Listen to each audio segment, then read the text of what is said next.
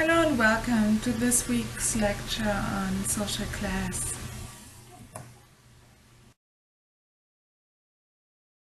Here's a quick overview of what we will be looking at. We will talk about various definitions of social class, and then we talk about how they intersect, how class intersects with gender and race.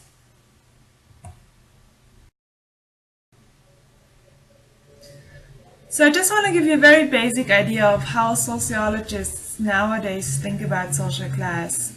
We think about social class as the accumulation of wealth, occupation, and education. So these three things define what social class you're in. A social class is usually a definition of a group, right? So those three things are the ones that make a social class.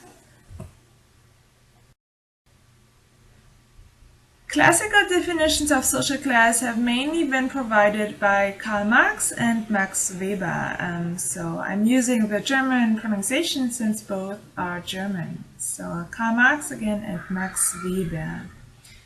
Okay, what did those two say?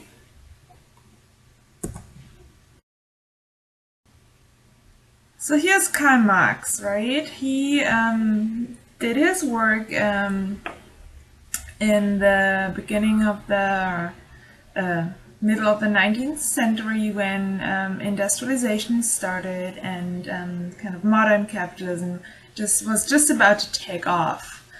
And he argues that society is divided between two classes, and those are workers versus capitalists. The capitalists, he calls them the bourgeois or the bourgeoisie, own the means of production. They own the capital. The workers, he calls them the proletarians, they don't own the means of production, and therefore they have to sell their labor force, their body, to make a living. So you can think about it, they don't have anything but their body to sell, so they have to sell their body or kind of their really labor force, their muscle force, right, to make a living. And to have some pay to survive. So Karl Marx argues that the basic interests of workers and capitalists are in a total opposition. And this is what he calls the class conflict. We don't really have time to go into this topic, but if you have taken a social theory class, you already know about this, and if not, I urge you to take one. It's really interesting, I think, and it's kind of one of the basic concepts sociologists work with. But for now, that's the main idea. So what did Max Weber say on the other hand? He actually likes Marx's definition, he just critiques him for only considering economic factors or dimensions, right? Karl Marx, he really only thinks in economic dimensions, and Weber, he's looking at the social world and he sees a few more things, and he therefore adds the concept of what he calls social status, or he actually literally says honor, in order to understand social stratification or social hierarchy, if you will. So Max Weber's term is not so much social class, but it is social stratification, and that's kind of the status that comes with the class you are in. So in other words, going back to our definition, social class is wealth, occupation, and education, right? Occupation and education have a status attached to them, right? It makes a difference if you're a lawyer or a doctor or, I don't know, a garbage man. And I'm not saying it makes a difference, that's not my value judgment, but society, right, considers different occupations differently, and some have more status attached to them than others. So that's what Max Weber is talking about. So now how can we kind of utilize this concept of social class in order to think about race and then gender? Let's start with race, and I'm taking this from our reading on home ownership. So the reading really, Thomas Shapiro, he really focuses on this aspect of wealth, right? And how important it is to be kind of socially mobile and to move up in a social class or to another social class.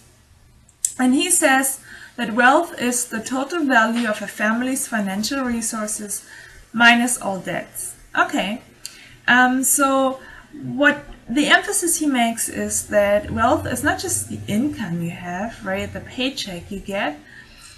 It really actually is capital, something you own that you can invest.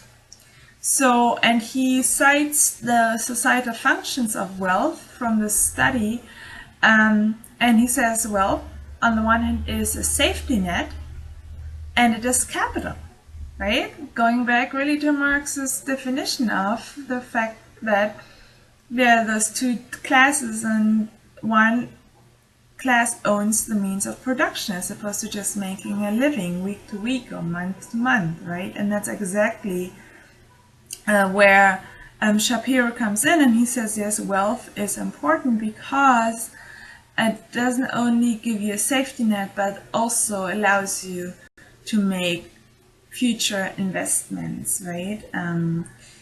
And how does that relate to race now?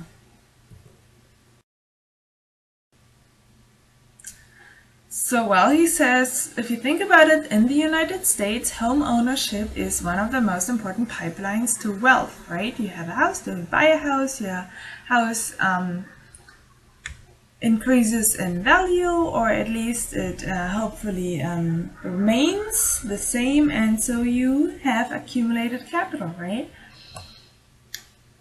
So now his argument is that it has actually been made very difficult for particularly African Americans and other minority groups, right? That's kind of the question mark here that I want you to think about, to have access to home ownership, at least compared to whites. He says that, for instance, it is easiest for whites to get a home mortgage, that interest rates are often higher for blacks, and that African Americans have been excluded from wealth building opportunities in US American history, right? Starting with slavery and 40 Acres and a Mule, and through the GI Bill and so on. And the fourth factor he's bringing in is that residential segregation factors into house value, right? So the areas and the neighborhoods blacks, especially in the urban environment, live in often are lower in house value than other neighborhoods that are predominantly white. So even if you buy a house in your neighborhood, if you're African American, your house still might be lower in value, right? So all those factors, he argues, contribute to racial inequality, and he says we've been overlooking this wealth factor that creates that inequality. And actually, in our very last week, we will pick this topic up again, and we'll continue talking about this. So I want you to keep this in mind. But let's move on to social class and gender. So here we have Gerda Lerner, and she says that class was and is expressed in generic terms. So class has to do with gender more than you might think. So what's her argument here? Well, she argues that the commodification of women's sexual and reproductive capacities formed one of the major sources for the creation of private property on which class is based.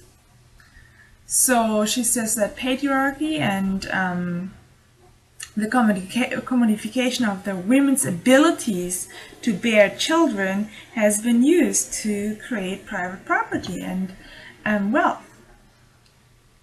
Further, she says that classes were formed and maintained by gendered marriage arrangements and inheritance practices, right? It's usually the male who owns whatever it is in a patriarchal society as opposed to the women, right?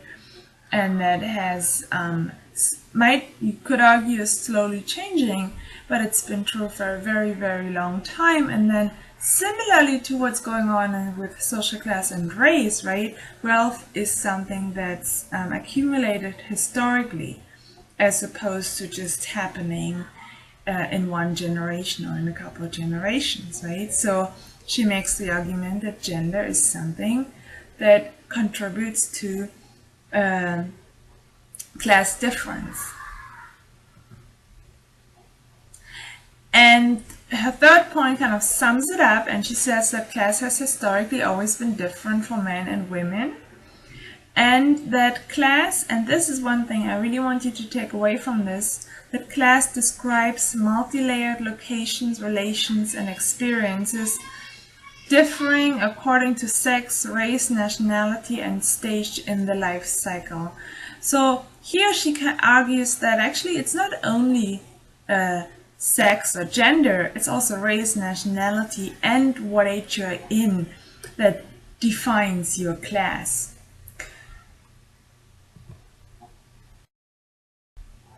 So what I want you to do, I want you to discuss this statement in this week's discussion board.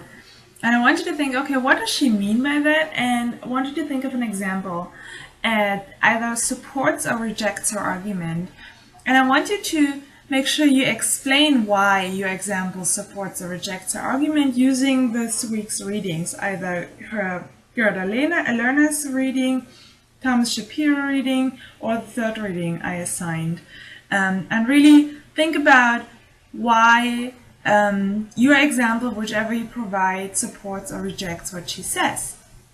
Okay, thanks so much. As always, send me an email or post to the discussion board if you have any questions. Okay, thanks. Bye-bye.